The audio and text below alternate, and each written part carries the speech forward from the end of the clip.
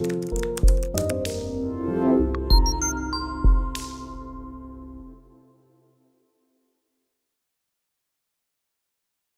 Konakovo is a writer for Vocal Media who wrote an article entitled 10 Signs You're Dating a...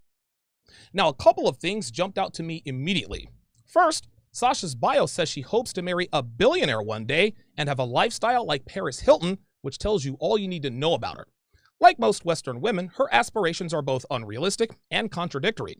For starters, any billionaire who marries a woman would not allow her to have a life like Paris Hilton. Why? Because billionaires simply do not marry attention seekers. It's that simple. The second thing that jumped out to me was something that is becoming increasingly predictable with the people who attack the Crimson Capsule community, which is that they always use the lowest value men to define the entire community.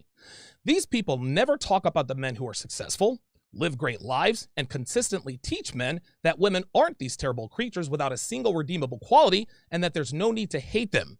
They never use men who have written books, held events, and have helped countless men to improve their lives and set them on the path to true contentment. Nope. They use the guys who hate women, do nothing but complain about them without offering solutions, and do 8-hour live streams trashing the very men they secretly wish they could be. This is disingenuous on many fronts, and they know it. Articles like this are written in bad faith and don't come anywhere close to accurately depicting what this community is about. So now that we understand the angle from which our detractors write from, let's get into it. It starts, once in a blue moon, people will see a philosophy that is so toxic, it is incompatible with having healthy relationships. It's rare, but it happens. Sadly, it also happens with increasing frequency, now that most people get their love and life advice from the internet. The only reason Sasha is saying that it's, quote, sad that people get their love and life advice from the internet is because men have actually started benefiting from it. You see, women have been getting love and life advice on the internet really since its inception, and nobody has ever really seemed to have a problem with it. Even though the internet tells women to sleep around, lie to their husbands and boyfriends, and be independent. But now that men are able to share their stories about the true nature of women, now it's a problem. This stance is indicative of their critiques of anything that is beneficial to men. Testosterone replacement therapy immediately comes to mind. TRT is thought of as evil or the boogeyman because it helps men physically and mentally and helps keep men virile and young. Men who have high testosterone levels are in better shape, they're stronger, they're mentally sharper, and they can attract younger, tighter women and live lives of dominance. I mean, hell, there are even men who advocate against testosterone therapy. Male birth control also comes to mind. The media is constantly speaking out against the progress of Vassal gel, which is a developmental form of male birth control for no other reason but that it takes control away from women. They want us to be satisfied with just using condoms, which, by the way, can be tampered with or retrieved by women to impregnate themselves unbeknownst to the man who used it. Vassal gel, theoretically, would give us much more control over our reproductive rights, but because it helps men, it is thought of as a, quote, bad thing. Well, the same goes with the red pill. The Crimson Capsule has improved men in ways that have changed their lives and the lives of people around them for the better. But because the Crimson Capsule also teaches men about the true nature of women and how to navigate and mitigate it, it is viewed as misogynistic and toxic. Sasha continues, the pill, which was originally a forum started on Reddit, is one of those kinds of philosophies. Known for being misogynistic and hateful towards women, the red pill espouses ideas that advocate for EPAR spelled backwards, claims that women only want men who have money, and also maintains a strong belief that women are inferior and unable to determine what they want.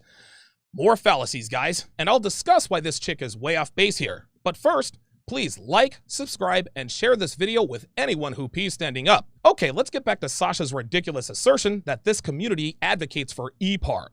The Crimson Capsule doesn't advocate for EPAR spelled backwards, and she knows it.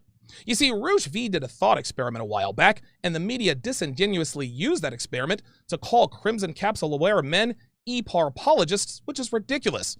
EPAR is wrong, and it's as simple as that. Everyone knows this. Now, as far as claiming that women only want men who have money, that's completely wrong. Yes, we do acknowledge that women are certainly attracted to a man's financial stability, but we don't see that as a bad thing. Why? Because we understand that a female's hard drive is programmed to seek out men with resources. Now, the crybabies who moan and groan about women only wanting men with money are not Crimson Capsule men. They're Crimson Capsule aware, but these men just complain about the unfairness of the sexual marketplace. These men are a part of the, quote, black pill community, which has absolutely nothing to do with anything we advocate here in the pill community. Just having red pill awareness does not make a man pill. And yes, women are inferior in areas where men are superior. Strength, physical stamina, accurate risk assessment, rationality, and emotional control come to mind immediately. Now, yes, there are women who are more rational, less impulsive, have masculine traits that benefit them in some way, shape, or form. And yes, there are men who have little emotional control, are impulsive, and have feminine traits that hinder them. But those are the gross exceptions to the rule. And as we all know, the exception never makes the rule. But acknowledging that men are superior in certain areas isn't misogynistic. It's the truth. Men are the dominant gender when it comes to masculine traits in every quantifiable way. But women are superior to men when it comes to feminine traits. Risk aversion, social aptitude, nurturing and compassion, just to name a few. However, women don't want praise and accolades for being feminine. Oh no, they want masculine praise for masculine traits. Today's women let the world know that they believe that feminine traits are inferior based on their actions and belief system. So what this tells us is that it is women who engage in misogyny and not men. The bottom line is that men and women, we complement each other. And this is in any situation. Relationships, work, family, you name it, we complement each other. Men bring things to the table that women generally can't, and women bring things to the table that men do not. This doesn't make men or women superior or inferior to one another. So again, women who praise masculine traits are denigrating their own gender. Misogyny is not perpetuated by men. It is women who push this agenda, and they don't even realize it. She continues, simply put, it's a forum that regularly advocates for mental, physical, and emotional isuba spelled backwards as a ways to control women. Dating a crimson capsular, or as they're also called, terper, is a good way to become a victim of domestic isuba. Do you see how she is equating a man's unwillingness to give in to a woman's emotional shenanigans as domestic isuba? Do you see how she also snuck in the physical isuba? Crimson capsule men don't need to put our hands on women to get what we want out of them. We know that we cannot control women, nor are we interested in controlling them. We don't need to use emotional or mental isuba either. Instead, we give women choices, and choices come with consequences both good and bad. But women like to characterize these choices as, quote, ultimatums or isuba simply because they don't like their options. They want to have it both ways at all times. And when men endorse a mindset that does not allow a woman to have it both ways, they call it mental, physical, and emotional isuba. It's the same way they call men who don't worship the ground they walk on as a-holes. Anyone who believes in sex positivity, she continues, girl power movement, or even wants to have a healthy relationship will tell you to avoid crimson capsule men. The problem is that it's not always easy to tell who's been reading the forum and who hasn't. Sex positivity is womanese for sleeping around. Anything women endorse that has positivity as a suffix means not being held accountable for whatever the prefix is. Sex positivity equals having a lot of sex with a lot of men and not being held accountable for it. Body positivity means being grossly overweight, but expecting men to be attracted to them. The list goes on. You see, a healthy relationship, as far as a woman is concerned, is being in a relationship where it's easy to cheat. Allowing her to text her ex is healthy. Being okay with her going to the bar or the club for girls' night out is, quote, healthy. But an unhealthy relationship, or a, quote, toxic relationship, is being in a relationship where it's not easy to cheat. A man telling a woman that going to the club is forfeiting his commitment is seen as, quote, controlling and possessive. Telling a woman that she can either be on social media or be his girlfriend, but not both, is characterized as toxic. These boundaries make it very difficult for women to cheat, so they call it unhealthy. Let's continue. Speaking from someone who's encountered plenty of them, it can take a keen eye to see the signs you're dating one of these people. Here are some of the most obvious ones. One of the most obvious signs, she continues, you're dating a crimson capsular is his attitude towards the opposite sex. Pillars don't see women as equals, and in many cases won't even see them as real people with real feelings. No, Sasha, we don't see women as equals because women are not equal to men. But that doesn't mean we think that they're somehow inferior or less than. It simply means that we acknowledge that men and women are different. That doesn't mean we don't acknowledge that women have the potential to elevate and improve our lives. But by the same token, we now know that women are not necessary for a man's happiness, and that's what rubs women the wrong way. Now, to be fair, I can't blame women like Sasha. Their whole lives they've been taught that men can't live without them, and that behind every great man is a great woman. But the Pill debunked that myth a long time ago. Take my girlfriend, for example. She elevates my life. She makes my life better. I care for her very much and I value my relationship with her, but I do not need her to be happy. I do not need her to be content. I would have reached this point with or without her, and we both know this. Sure, it probably would have taken a little longer, but reaching this point was a mathematical certainty. Her presence simply sped things up a bit. Let's also address this real people with real feelings nonsense. The reason men don't see a lot of women as real people with real feelings is because most women objectify themselves. They cry and complain about how men objectify them, but then they open the door by objectifying themselves with the kinds of pictures they post on social media. So here's a pro tip, ladies. If you objectify yourself, you will be treated as an object. And guess what, ladies? Objects don't have feelings. So if you wanted to be treated like a lady, present yourself as such and act like one. Booty pictures and cleavage removes your human side and turns you into an object. You cannot expect men not to objectify you if you objectify yourself. Crimson Capsule men are simply treating you the way we see you. If you want this to stop, then stop turning yourself into an object. Most of the time, pill users will accidentally let their beliefs about women slip through casual conversation.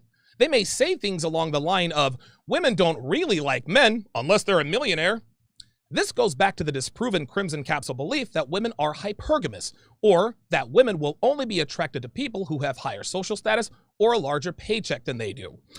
Ms. Konakovo is using a technique that I like to call EFR, which stands for Extreme False Representation. They often use the EFR technique to make an idea look extreme or crazy by exaggerating something you say or do to the point where it sounds unreasonable or irrational.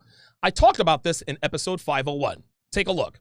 And he shouldn't need a step-by-step playbook of what you're doing. A step-by-step playbook on what you're doing. I love how she just took it to the extreme when she said step-by-step playbook. And women do this all the time, guys, when they want to make you look like you're being extreme and unreasonable in order to get away whatever it is they're trying to get away with.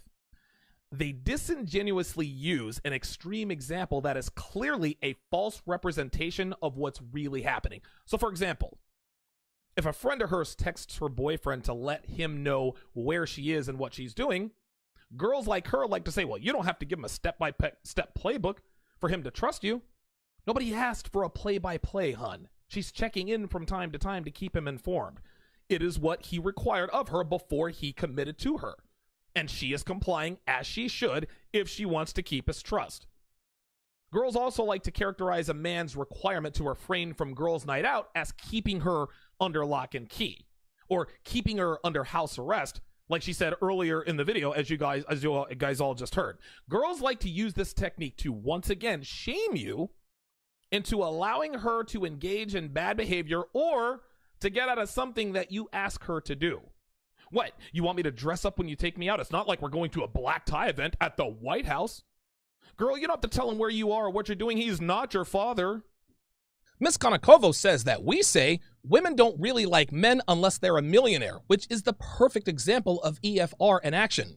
Acknowledging that women are attracted to men of means and resources is a far cry from saying women only like millionaires. Now, the black pill guys use this rhetoric all the time, but 5%ers do not. So it's no surprise that she's using these black pill losers as the bar. She also uses partial EFR when she says that we say women will only be attracted to men who have a higher social status and a larger paycheck than they do. Now, this is true, but only to an extent. Women are attracted to men of higher status and money. But if a man has higher value in other areas, women will still be attracted to them. For example, a woman who makes $65,000 a year would gladly date a man who makes less than half of that if he has a superior physique, is extremely confident and attractive to other women. His lack of income is compensated for by his physique, his confidence, and pre-selection. That same woman would also date a guy who is flat broke, but is the lead singer of the most popular rock band in the city.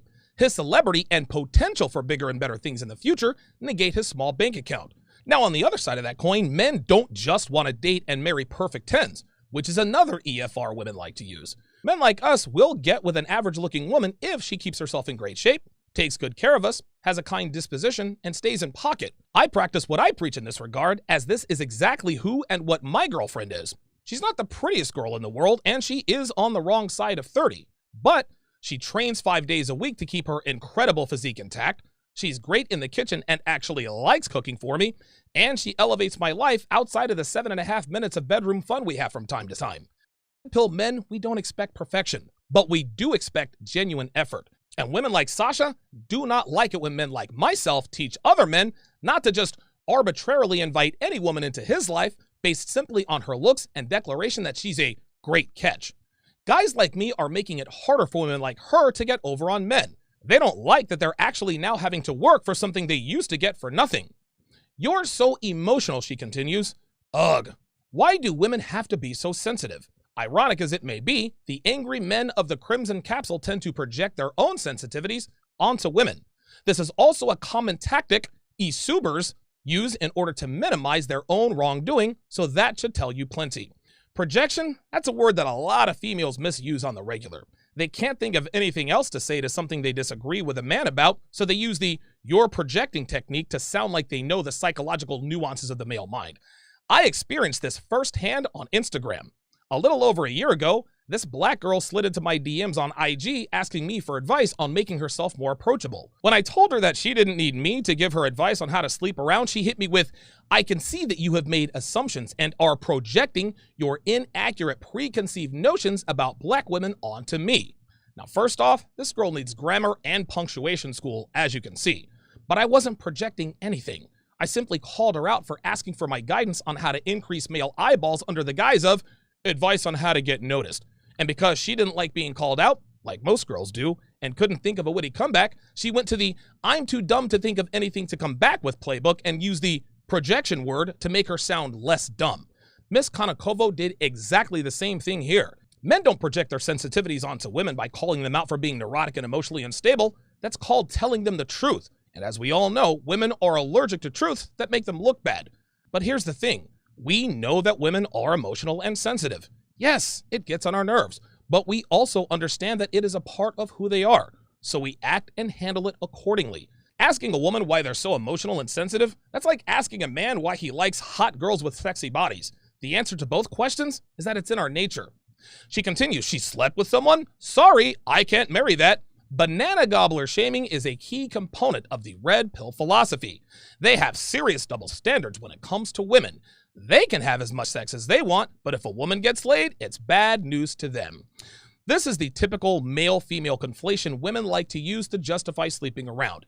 Every video, every article, every social media post by women that deals with relationships always has the "why are women shamed for sleeping around when men are praised for smashing a ton of girls?" This isn't a double standard. It is the biological programming of Mother Nature, and that programming is carried out by the very women who admonish it. Women divide their body counts by 17 because they know that women who sleep around are less value than women who do not. They also know that women are aroused by men who have a lot of bedroom experience and are turned off by men who don't. Women who also call the slut-stud conundrum a double standard never realize that they're the ones who perpetuate it. They'll publicly shame girls for sleeping around, but then turn around and speak out against sausage collector shaming. All women talk out of both sides of their mouths in this regard. Let's continue. Not all men, she continues, not all men do bad things, true, but almost all women have experienced that. Crimson Capsulers can't stand the truth. Wrong, Miss Konakovo. Pillars thrive on the truth. True red pillars, the 5%ers, we embrace the masculine burden of performance. We acknowledge that women cannot love us unconditionally. Now, we also understand that we are capable of doing some very bad things, and we don't make excuses for it. We correct our mistakes, we move on. Women, on the other hand, are allergic to the truth. When we say all women are like that, they lose their minds because they don't stop and think about the fact that we're not saying that all women are the same. They can't distinguish the difference. Women can't acknowledge that almost all men have experienced getting screwed over by them. Then they make excuses for their bad behavior. They'll say, "I cheated because he didn't make me feel special. I cheated because he neglected my needs. I cheated because he was never around." Tell a woman the truth about herself and she goes absolutely mental. You want to see projection in action? You're looking at it, because Sasha is literally saying that red pill men can't stand the truth. No, baby girl, women can't stand the truth, and you're projecting female aversion to the truth onto red pill men. That's projection, sweetie. Get thousands of hours of content not found anywhere on patreon.com/Donovan Sharp. Link in description.